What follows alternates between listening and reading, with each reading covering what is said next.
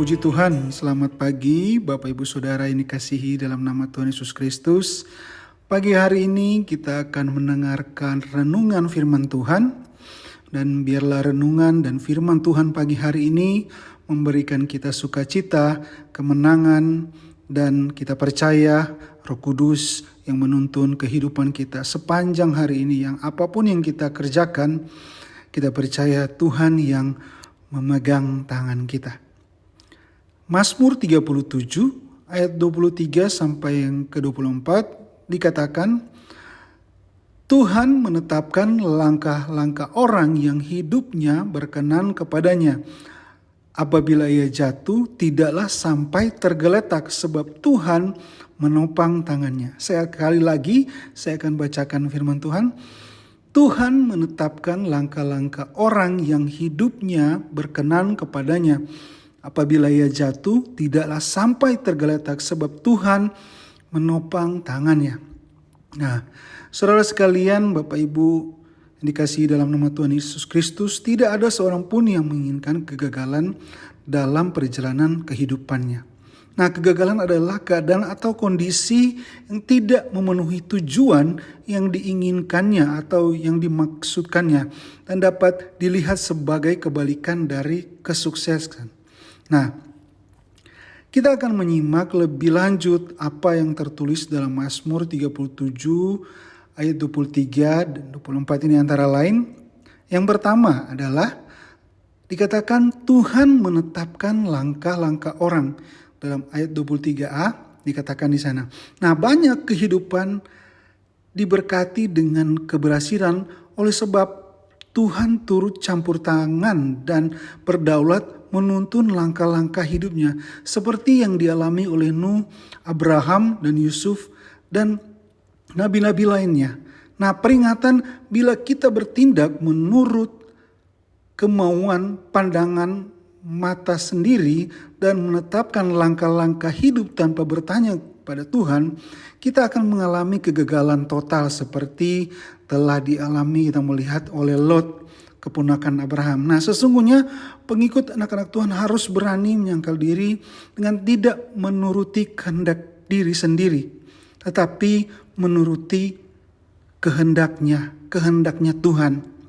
Dalam setiap kehidupan kita, apapun yang kita kerjakan, apapun yang kita lakukan, kita selalu ikut kehendak Tuhan. Karena kita percaya ketika kita ikut kehendak Tuhan, ada rencana-rencana yang indah yang Tuhan kerjakan lewat kehidupan kita. Ada rancangan-rancangan yang sukacita yang Tuhan kerjakan dalam kehidupan kita ketika kita mengikuti kehendaknya Tuhan. Nah, yang kedua adalah orang yang hidup berkenan kepadanya. Dalam ayat 23b dikatakan di sana, orang yang hidup berkenan kepadanya. Nah, berkenan di sini berarti merasa senang, suka atau sudis atau setuju dan dengan segala senang hati bila kita dapat menyenangkan, menyukakan hati Tuhan. Dikatakan ia akan menetapkan langkah-langkah hidup kita menuju keberhasilan. Nah, perhatikan Bapak Ibu Saudara, kehidupan yang berkenan di hadapannya pasti dikasihi oleh Tuhan. Demikian pula sebaliknya orang yang dikasihi Tuhan pasti hidupnya berkenan bagi Tuhan. Nah, contoh kita melihat begitu Yesus keluar dari air setelah dibaptis, terdengarlah suara dari surga yang mengatakan, inilah anakku yang kukasihi, kepadanya lah aku berkenan. Nah, kalau kita melihat juga di sana Nuh juga dikatakan hidupnya berkenan di hadapan Allah. Hidup benar dan tidak bercela di antara orang-orang sesamanya. Dikatakan Nuh hidup bergaul dengan Allah sehingga ia mendapat kasih karunia di mata Allah. Begitu juga kehidupan kita Bapak Ibu Saudara, biarkan kehidupan kita terus berkenan kepada Allah. Hidup benar dan tidak bercela. Dikatakan Nuh adalah orang yang bergaul erat dengan Tuhan sehingga ia mendapat kasih karunia di mata Allah. Begitu juga kehidupan kita Bapak Ibu Saudara, ketika kita bergaul erat dengan Tuhan, kita mengerti maksud Tuhan, kita melakukan firman Tuhan, kita juga akan mendapat kasih karunia di mata Allah. Segala sesuatu yang kita kerjakan, kita percaya Allah yang menyertai, Allah yang melindungi kita, Allah yang memberkati kehidupan kita. Nah, yang ketiga adalah katakan apabila dia dikatakan orang yang berkenan jatuh, tidaklah ia sampai tergeletak. Di dalam ayat yang ke-24a dikatakan apabila dia orang yang berkenan kepada Tuhan jatuh, tidaklah ia sampai tergeletak. Nah, seorang dalam setiap perjalanan kehidupan dapat jatuh sebab tersandung, terpeleset atau menabrak sesuatu karena tidak hati-hati, atau tidak berjaga-jaga.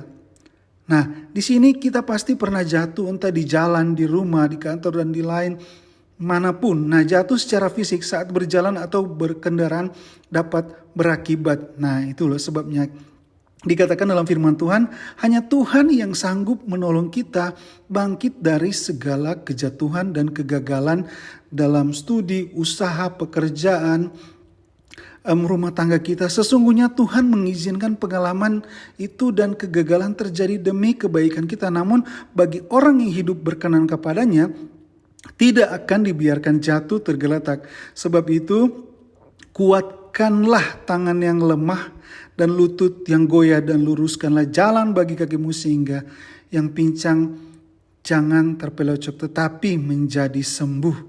Dikatakan firman Tuhan. Nah, di sini kita melihat pengalaman pemazmur juga berlaku bagi kehidupan yang berkenan kepada Tuhan, bagi kita umat-umat Tuhan, dan janji pemeliharaannya tetap berlaku dahulu, sekarang, dan sampai selama-lamanya bagi kita yang melakukan firman Tuhan. Nah, hendaknya langkah-langkah hidup kita di perkenanan Allah dengan melakukan yang baik, menjauhi yang jahat, serta senantiasa kita terus melibatkan Tuhan dalam setiap perencanaan kita, hidup dan cita-cita yang akan kita lakukan dan akan kita kerjakan. Selain itu, kita juga mempercayakan diri kita dalam pemeliharaan Tuhan dan setia hidup digembalakan, maka kita akan berhasil bersamanya. Nah, di dalam Amsal 3 ayat yang ke-5 dikatakan, karena masa depan sungguh ada dan harapan tidak akan hilang. Nah, Bapak Ibu, kita percaya bahwa masa depan kita di dalam Tuhan, harapan kita di dalam Tuhan itu tidak akan hilang ketika kita percaya dan kita tetap berlindung kepada Tuhan.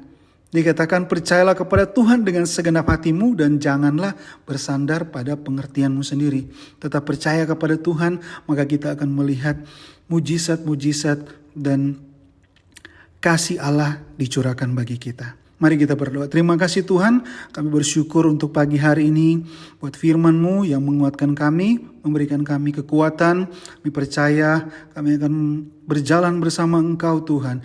Kami percaya masa depan yang indah dan harapan yang pasti hanya di dalam Engkau. Terima kasih Bapa, kami bersyukur, kami alaskan doa kami di dalam nama Tuhan Yesus Kristus. Haleluya, amin.